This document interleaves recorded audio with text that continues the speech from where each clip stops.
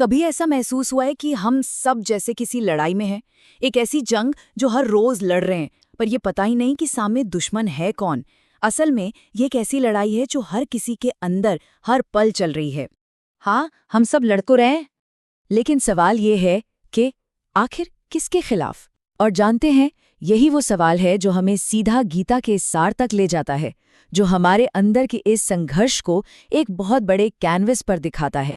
देखिए, हर किसी की जिंदगी अपने आप में एक कुरुक्षेत्र है, एक ऐसी युद्ध भूमि जहां सामने कोई सेना नहीं बल्कि अपने ही सवाल खड़े होते हैं। क्या सही है, क्या गलत, मेरा फर्ज क्या है और मेरी ख्वाहिशें क्या हैं?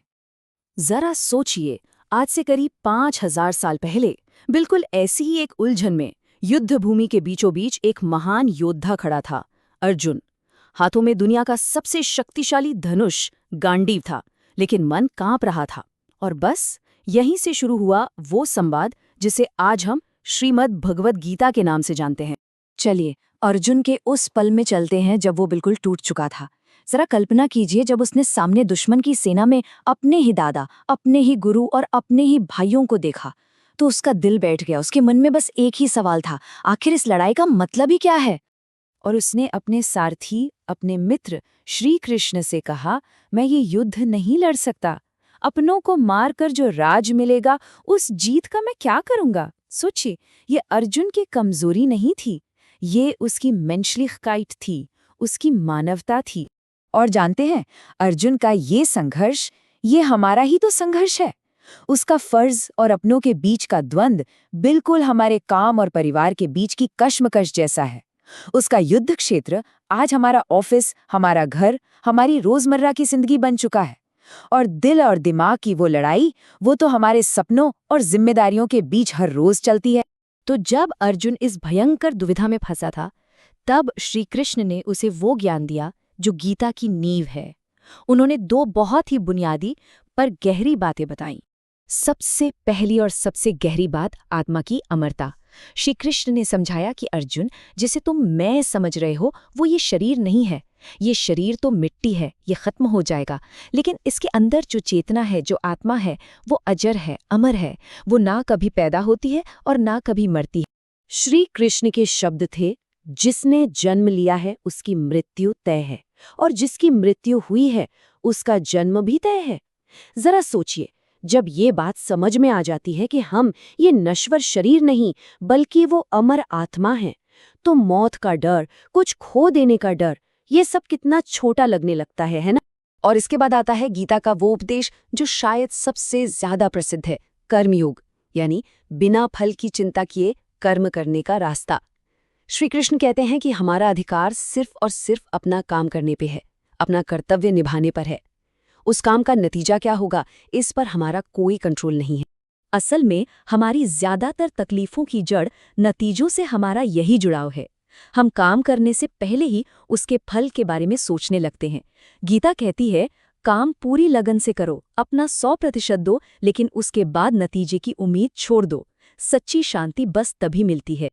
तो आत्मा का ज्ञान मिल गया, कर्म का रास्ता भी पता चल गया, लेकिन इस रास्ते पे चलेगा कौन? हमारा मन।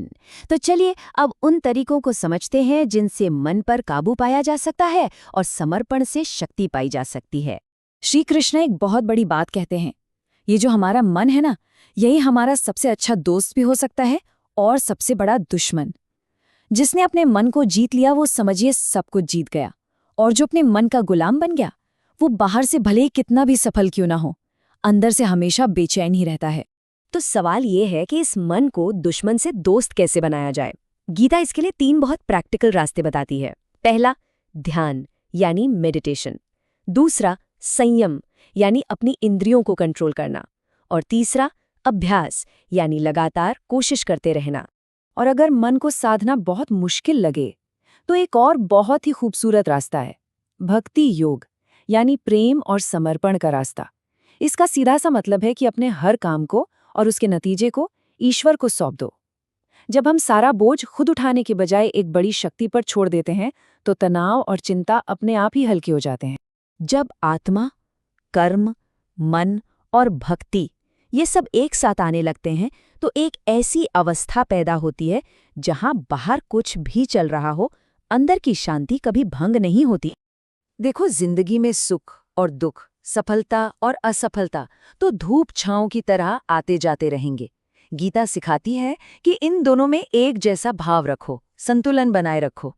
जो इंसान कामयाबी में अहंकारी नहीं होता और मुश्किल में टूटकर बिखरता नहीं, जिसका मन हर हाल में शांत रहता है, असल में वही सच्चा योगी है। अब मन में ये सवाल आ सकता है कि भाई, ये तो हजारों साल पुरानी बातें हैं, आज की इस भागदौड़ भरी जिंदगी में ये सब कैसे काम आएगा? सच कहूं तो आज गीता की जरूरत शायद पहले से भी कहीं ज्यादा है।